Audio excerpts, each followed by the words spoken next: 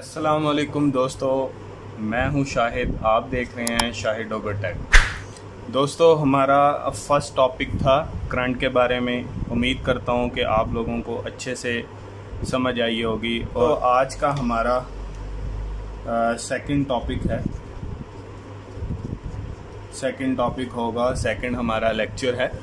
तो वो लेक्चर होगा, सबसे पहले हमने करंट के बारे में पढ़ा, तो आज हमने इलेक्ट्रिक करंट के बारे में हम स्टडी करेंगे। दोस्तों, सबसे पहला हम करंट के बारे में हमने पढ़ा था और आज हम इलेक्ट्रिक करंट के बारे में पढ़ेंगे। दोस्तों, करंट और इलेक्ट्रिक करंट दो अलग डेफिनेशंस हैं, अलग इनकी डेफिनेशन होती हैं।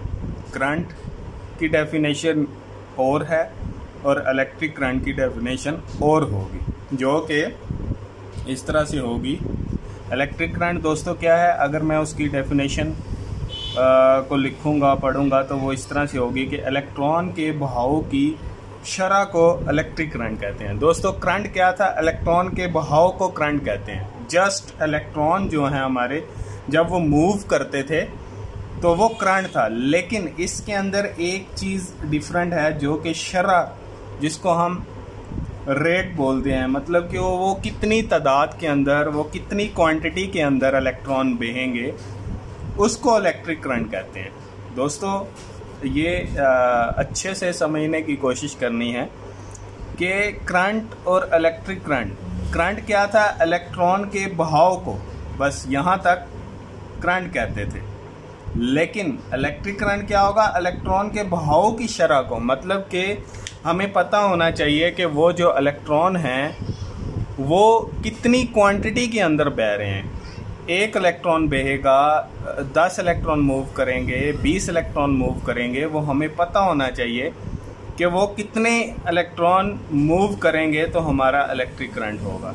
तो दोस्तों, इलेक्ट्रिक करंट, दोस्तों अब हम एक मापने की बात कर रहे हैं, एक शरह की बात कर रहे हैं। जब शरह की बात करेंगे तो दोस्तों आपको पता है कि हम अगर शुगर लेते हैं, दोस्तों अगर हम शुगर मार्केट में लेने जाएं या मिल्क लेने जाएं, कोई भी चीज़ हम अगर बाज़ार से लेने जाते हैं तो हम इसकी क्वांटिटी बताते हैं। जैसे अगर मैंने शुगर लेनी है तो वो मैं 1 kg, अगर मैं 1 kg 1 किलो मैं लूँगा तो मैं 1 किलोग्राम की बात करूँगा कि मुझे 1 किलोग्राम शुगर दे दें। मीन्स कि मुझे उसकी क्वांटिटी बतानी पड़ेगी। क्वांटिटी के बगैर आपको शुगर नहीं देंगे। मतलब कि मैं अगर शुगर लेने जाता हूँ, मैं उसको कहता हूँ कि 1 शुगर दे दो, वो बोलेगा कि मुझे बताओ, उसकी क्वांटिटी बताओ, आपको कितनी शुगर चाहिए। 1 शुगर तो चाहिए, लेकिन वो आपको 1 ग्राम चाहिए, 10 ग्राम चाहिए, ½ kg चाहिए, 1 kg चाहिए, उसकी मुझे क्वांटिटी बतानी पड़ेगी, मुझे उसका यूनिट बताना पड़ेगा। दोस्तों, मुझे क्या बताना पड़ेगा? मुझे उस मटेरियल का यूनिट बताना पड़ेगा। अगर मैं दूध लेने जाता हूँ, मिल्क लेने जाता हूँ, तो मैं 1 लीटर, मैं 1 लीटर की बात करूँगा। तो लीटर क्या है? ये आपके लिक्विड का यूनिट है, ठीक है। लिक्विड फॉर्म में अगर कोई चीज़ होगी तो उसका यूनिट लीटर के अंदर होगा। अगर आपकी ठोस फॉर्म में कोई चीज़ होगी, शुगर होगी या कोई और चीज़ होगी, तो वो केजी के अंदर होगा। अगर मैं फासले की बात करता हूँ, तो मैं क्या बोलूँगा? 1 किलोमीटर, मतलब कि फिर मैं मीटर के अंदर, ये दोस्तों ये यूनिट्स हैं। किसी भी चीज़ को मापने के लिए हमें ये बुनियादी यूनिट्स हैं, बेसिक यूनिट्स हैं। तो इसी तरह जब मैं करंट की बात करता हूँ, का यूनिट क्या होगा? करंट का यूनिट, तो दोस्तों करंट का यूनिट क्या होगा? करंट का यूनिट एम्पियर होगा। Ampere, AMPERE, ampere. दोस्तों, हमने अक्सर बहुत सारी जगहों पे देखा होगा 2 एम्पियर करंट गुजर रहा है, 3 एम्पियर करंट गुजर रहा है, 4 एम्पियर करंट है, 20 एम्पियर करंट है, 10 एम्पियर करंट है। इस तरह की जब भी करंट की बात आती है, लेकिन उसके साथ एम्पियर का नाम लाजमी आता है। एम्पियर का नाम क्यों आता है दोस्तों? क्योंकि ये उसका यूनिट होता है। हमें बताना पड़ता है कि मेरा जो करंट है वो 1 एम्पेयर में गुजर रहा है, 2 एम्पेयर में गुजर रहा है, 3 एम्पेयर में गुजर रहा है। वो मुझे उसकी क्वांटिटी, वो यूनिट उसकी मुझे बतानी पड़ती है। तो दोस्तों करंट का यूनिट क्या है? एम्पेयर।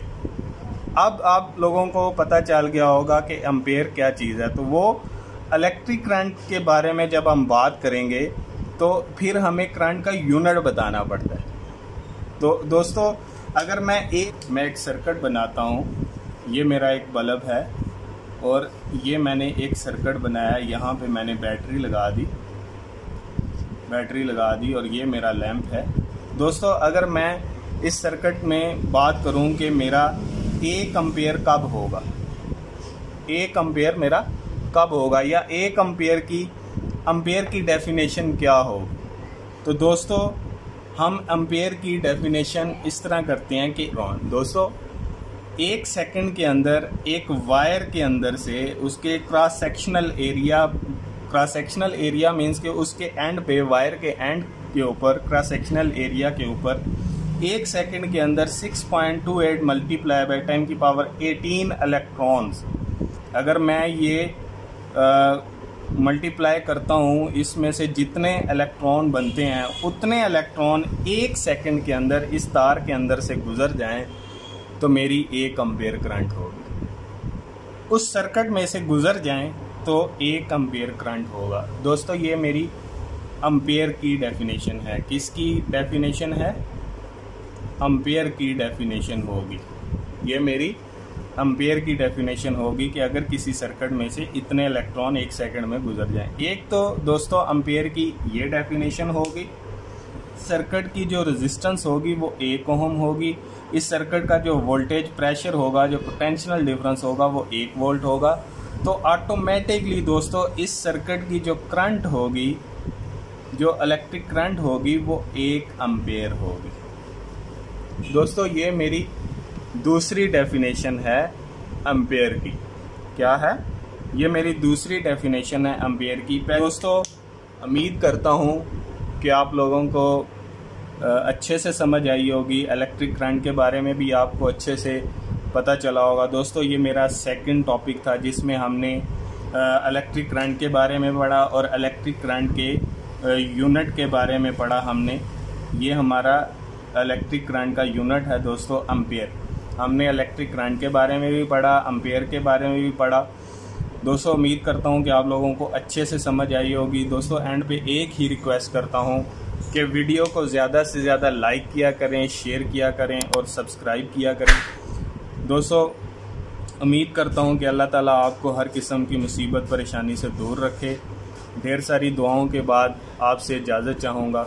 अल्लाह हाफिज़।